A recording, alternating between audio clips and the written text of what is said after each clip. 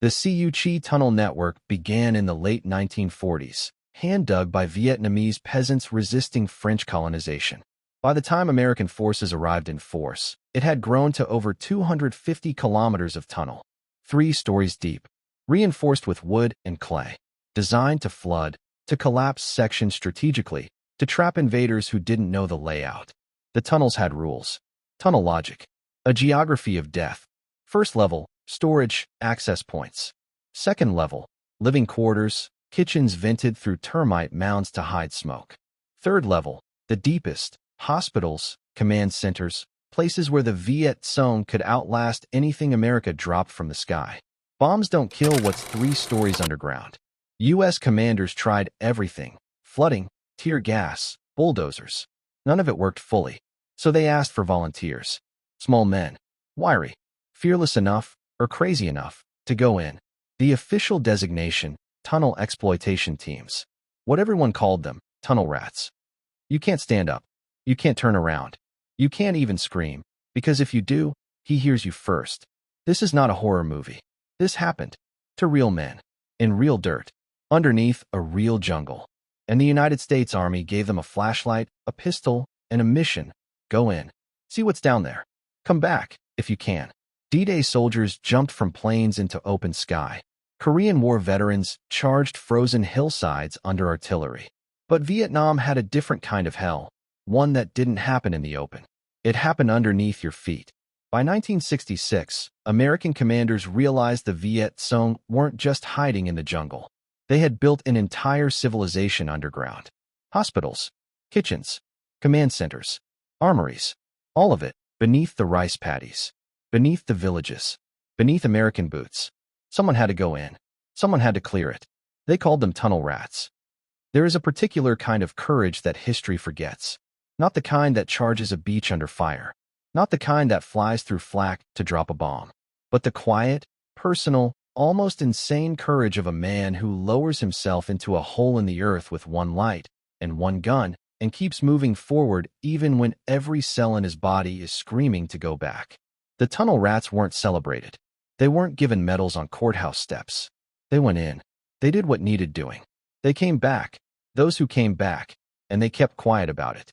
Because what do you say? How do you explain to someone who's never been underground, in the dark, alone, listening for someone else's breathing, what that does to a man? You don't. You just remember them. If you were given a flashlight, a pistol, and an order to enter a pitch-black tunnel, not knowing what's waiting inside, could you do it? Drop your honest answer below. No judgment here. If this unlocked something in you, hit subscribe. Every week, we go deeper into the stories history tried to forget. The bell, the button, do both.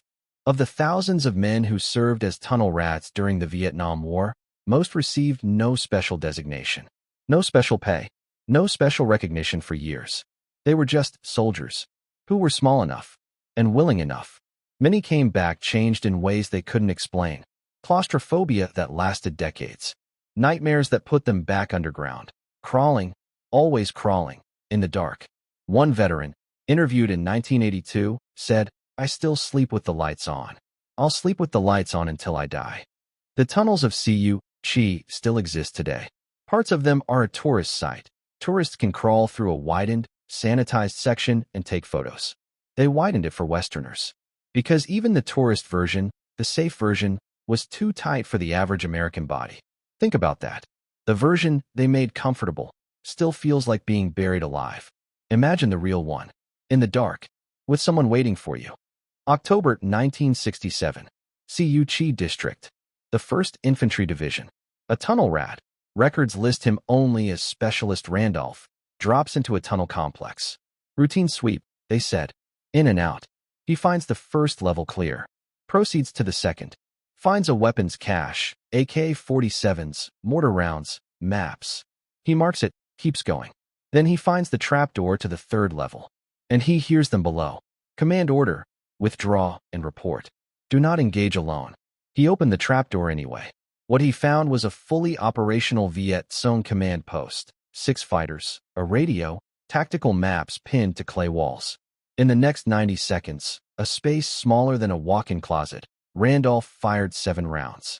He took 2 wounds, one to the shoulder, one a graze across the ribs.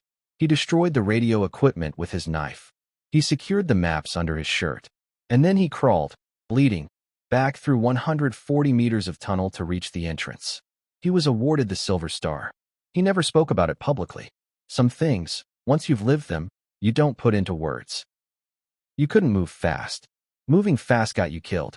You had to feel, slowly, methodically, every inch of ground before your palm touched it. Every foot of ceiling before you pushed through. And always, you watched the darkness ahead. Because sometimes, the darkness was watching back. Former tunnel rat Sergeant Bernard Traynor described it once in an interview. He said, "And I'm not going to clean it up for you. Down there, every sense you had was screaming. Your eyes were useless. Your ears became everything.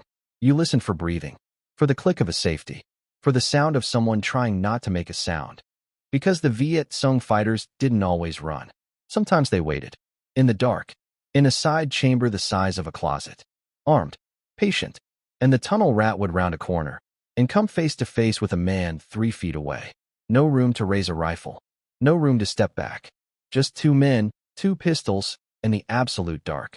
Whoever fired first lived. Transmission. 1st Infantry Division, Cu Chi, 1967. Soldier call sign, Rat 6. Going in now. Tunnels narrow. Real narrow. I can feel the walls on both arms. Base. Copy Rat 6. Report when you hit the first junction. Rat 6. There's tripwire. I see it. I'm going over. Stand by. Base. Rat 6 confirm. Say again. Rat 6. I'm clear. But there's something ahead. I can hear breathing that isn't mine. The booby traps were engineered with a particular cruelty. Punji stake pits, camouflage trapdoors in the tunnel floor, sharpened bamboo below, tips sometimes dipped in excrement to cause infection. Bouncing Betty mines, triggered by a wire, launching shrapnel at waist height in a space where you couldn't dodge. Claypot bombs, hung from roots, triggered by brushing the ceiling. Venomous snakes, deliberately placed. Tied to stakes in the dark. Banded krites. Bamboo vipers. Waiting. Their kit was almost insultingly minimal. 1.45 caliber 1911 pistol. Later some used silenced .38 revolvers to avoid muzzle blast deafening them in the tunnels. 1 flashlight, sometimes taped to the wrist, sometimes held in the offhand. A combat knife. And sometimes a bayonet or a short-barreled shotgun for close quarters. No armor. Too bulky. No radio. Too wide. No backup, because no one else could fit behind you. You went in alone. You solved problems alone. And whatever you found down there, you dealt with it alone. You drop in feet first. It's the only way.